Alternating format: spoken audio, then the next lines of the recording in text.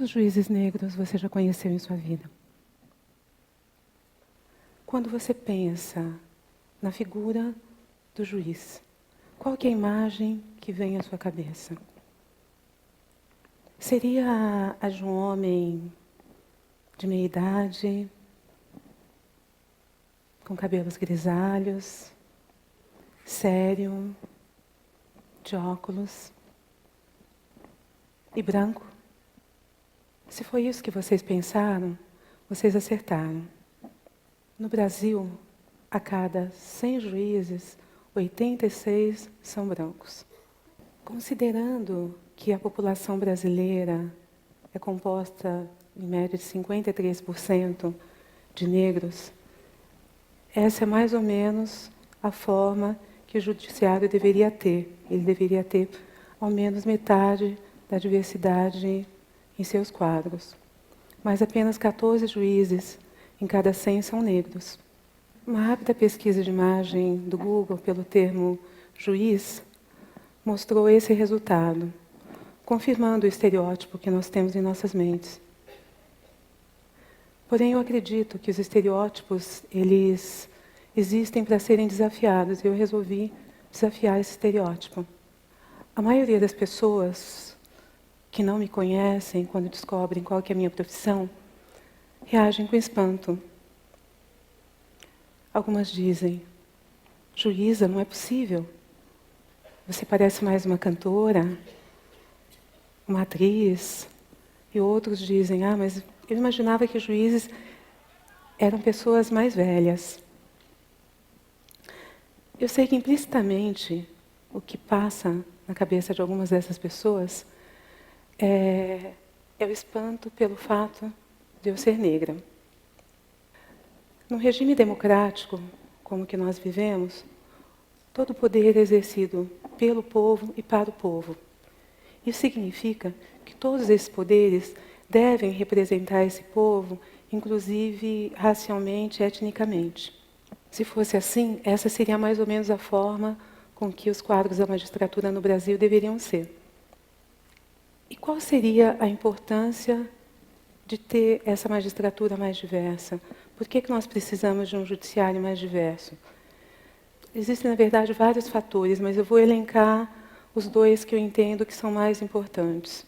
Juízes são pessoas comuns e normais no mundo inteiro. Nós, em geral, somos afetados por fatores como a nossa raça, gênero, classe social. Isso muda a forma que nós somos tratados e resulta também na construção das nossas crenças, das nossas ideias e da forma como analisamos os problemas que nos são apresentados. Dessa forma, um magistrado pode ter, eventualmente, uma visão um pouco restrita de alguns problemas que lhes são apresentados. Isso pode ser resolvido com o uso da empatia. A empatia é a capacidade de se colocar no lugar do outro. O magistrado, além de ser imparcial, ele deve usar a empatia no trabalho dele. A ausência de empatia implica na impossibilidade de reconhecer as ideias e os pensamentos e os princípios que o outro tem. Se nos colocarmos no lugar do outro, nós vamos poder saber o que o outro sente ao ouvir determinadas palavras e expressões. Eu acredito que vocês devem agora estar se perguntando se existe realmente um impacto visível da ausência de diversidade na magistratura. No Brasil, nós não temos dados estatísticos suficientes e amplos para que possamos fazer uma análise mais concreta e segura. Dessa forma, eu vou usar o caso americano. Nos Estados Unidos, desde 1989, com a utilização da tecnologia do DNA em perícias criminais, terminaram por ser efetivamente comprovados de forma científica, de forma incontestável, o efeito negativo da ausência de diversidade na magistratura. Com o advento dessa nova técnica, em 1989, várias organizações não governamentais passaram a assumir a defesa de réus já condenados, muitos a penas de morte e prisão perpétua.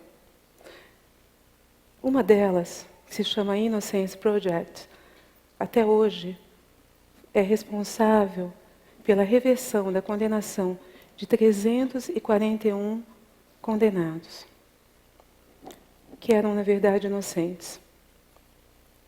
Comprovado com o exame de DNA, foram declarados inocentes. Desses 341 condenados, 210 eram negros.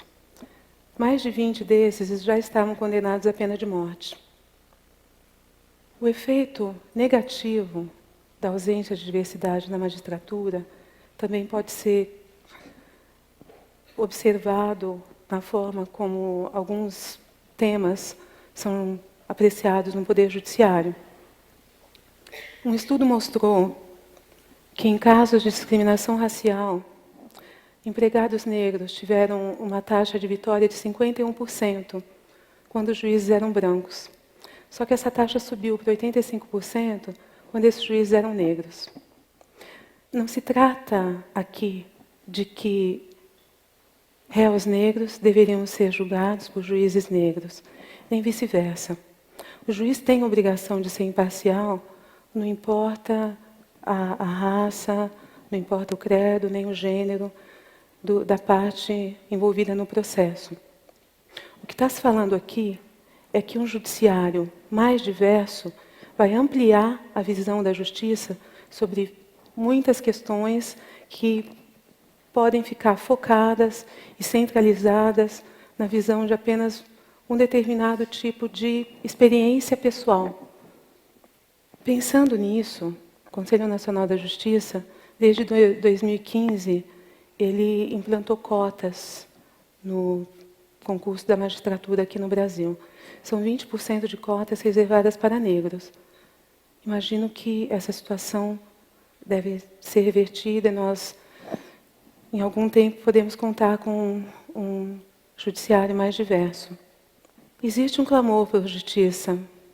Eu presencio esse clamor diariamente, no rosto das pessoas que vêm no judiciário, a sua última esperança. Existe um clamor por justiça que está nas ruas, está nas redes sociais. A mim, como magistrada, só me cabe analisar os processos que me são submetidos com o uso da lei, da equidade, imparcialidade, da empatia, e como se eu tivesse em meus olhos uma venda que não me permitisse ver quem está à minha frente para ser julgado. Muito obrigada.